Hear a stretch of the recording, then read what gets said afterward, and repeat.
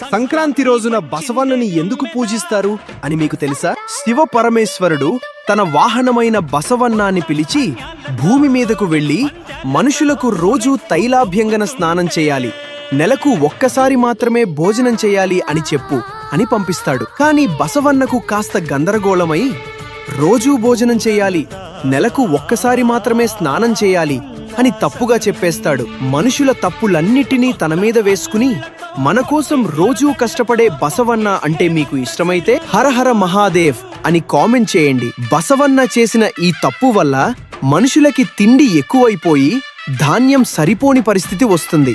అది చూసిన శివుడికి కోపం వచ్చి, నువ్వు చేసిన తప్పు వల్ల మనుషులకి ఆకలి ఎక్కువైంది, అందుకే నువ్వు భూమి మీదే ఉండి వాళ్లకు పంటలు పండించడంలో సహాయం చేయాలి అని శాపమిస్తాడు.